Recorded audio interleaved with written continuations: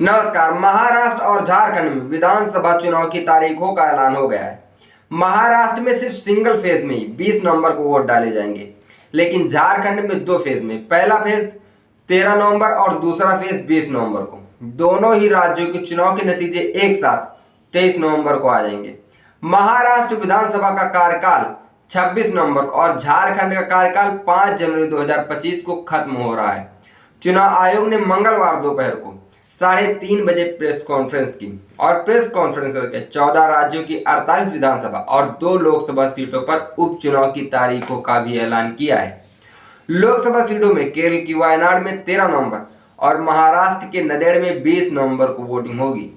वहीं 47 विधानसभा सीटों पर 13 नवंबर को और उत्तराखंड की केदारनाथ विधानसभा सीट पर 20 नवंबर को मतदान होगा और सभी के नतीजे महाराष्ट्र और झारखंड के राज्यों के साथ आएंगे। मुख्य चुनाव आयुक्त राजीव कुमार ने ईवीएम पर सफाई दी है और कहा है कि लोग पूछते हैं कि अगर किसी देश में पेजर ब्लास्ट हो सकते हैं तो ईवीएम है क्यों नहीं हो सकती। उनका कहना है कि पेजर कनेक्टेड होता है और ईवीएम कनेक्टेड नहीं होता। 6 महीने पहले ईवीएम की चेकिंग शुरू हो जाती है। पोलिंग पर ले जाना, वोटिंग के बाद वापस लाना, हर एक स्टेज पर पॉलिटिकल पार्टी के एजेंट मौजूद रहते और जिस दिन कमीशनिंग होती है सिर्फ उसी दिन बैटरी डाली जाती है। 5-6 दिन पहले कमीशनिंग होती है, इस दिन सिंबल डाले जाते हैं और बैटरी भी डाली जाती है। बैटरी पर भी एजेंट के दस्तखत डाले जाते हैं। स्ट्रांग रूम में इसे ले जाया जाता है। यहाँ भी 3 लेवल की चेकिंग होती है। जिस दिन पोलिंग के लिए ये निकलती है तब भी यही प्रोसेस होता है। वीडियोग्राफी होगी, नंबर भी शेयर होंगे।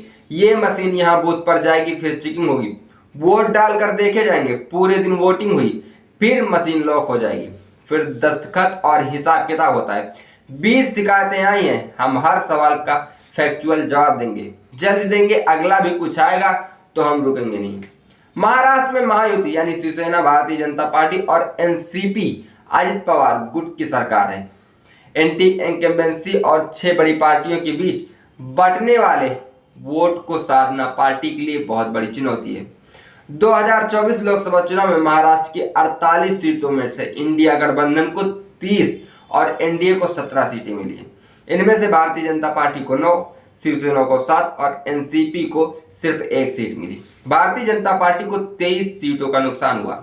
2019 लोकसभा चुनाव से एनडीए को 41 सीटें मिली थी। 2014 में यह आंकड़ा 42 था, यानी आधे से भी कम। 2024 लोकसभा चुनाव के हिसाब से भारतीय जनता पार्टी 60 सीटों के आसपास सिमट जाएगी। विपक्षी गठबंधन के एक सर्वे में राज्य की 288 सीटों पर एमवीए यानी महाविकास आघाड़ी को 160 सीटें मिलने का अनुमान बताया जाता है। भारतीय जनता पार्टी के लिए मराठा आंदोलन सबसे बड़ी चुनौती बना हुआ है। इसके अलावा शिवसेना और एनसीपी में भी तोड़फोड़ के बाद उद्धव ठाकरे और शरद पवार के साथ लोगों की बहुत बड़ी सिंपैथी है। आपको क्या लगता है, महाराष्ट्र में इस बार कौन चुनाव जीतेगा? इस बात का जवाब कमेंट बॉक्स में कमेंट करके जरूर दें।